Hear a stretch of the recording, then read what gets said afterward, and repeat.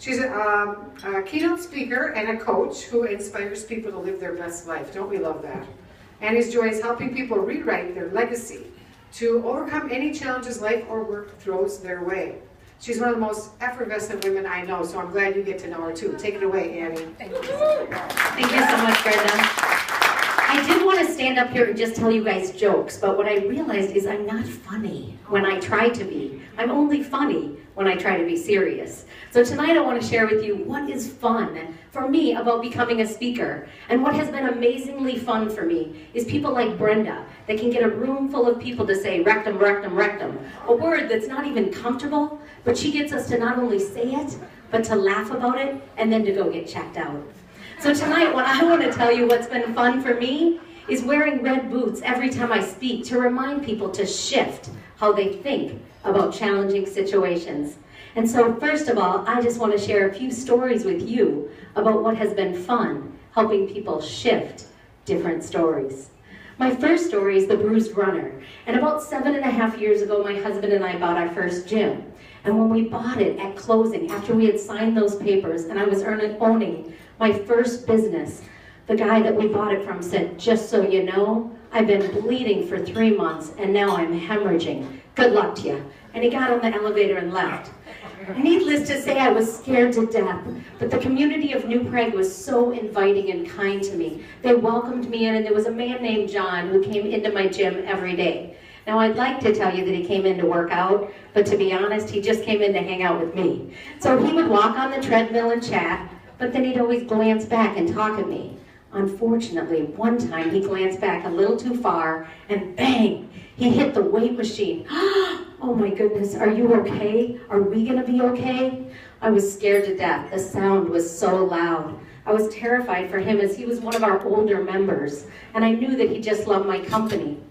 But he, after he got up with some aches and pains, assured me he was okay, and he left the gym, only to return 3 days later, grab my trainer by the hand, drag him in the bathroom where he dropped his pants and showed his impressive bruise from his hip down his leg. From then on, instead of being scared, he became the mooner of the club, and we all had a good laugh. He was a fabulous guy, but we took a shift in something tragic, and he brought humor into it. Every day he would come in and tell me, "Don't worry, you're great, it's gonna be good." I loved that shift from something tragic to a place of humor. My trainer realized he bit off more than he could chew. The next story I want to share with you might be a little bit sad, but it's one that I get to share often in my presentations, and it helps people have a shift in perspective. You see, you might not know me well, but one thing to know about me is I was raised by a single mother, and I'm the middle of 7 kids. So often we didn't have enough money, and we would find ourselves digging in dumpsters looking for food. Now that can seem like a sad and tragic thing, but as a little kid, it was a game. My older siblings would throw us in the dumpster, we would throw out the cakes, and it would be a game. But as we became a teenager and a young adult, it became rather embarrassing. Now, one particular time we went in the dumpster, we found hundreds, literally hundreds, of angel food cakes. And so we threw them out and we ate cake, morning, noon, and night, throughout our life. It seemed like a sad thing. 20 years ago, I met my husband, and his family loves angel food cake. They eat it for every holiday. They eat it for every get-together. Now, I don't have the heart to tell him. It makes me sick to my stomach. But about 2 months ago, I was telling a girlfriend this story, and she said, "I love that story." I said, "You do? It's such a sad story." She said, "No, it's not. Don't you get that what met you in the dumpster was not angel food cake, but was actually angels? And so now when I see an angel food cake, it floats away with a halo on top." See, it's about shift. It's about taking those challenges in our life and shifting them. That is what's most fun for me as a speaker. And the last thing I want to share with you guys is that over the last year, really, but the last 3 months, I've had the opportunity to present almost every single day to audiences of 400 to 750. And recently I was speaking to an audience of men and women, and afterwards I asked for an evaluation.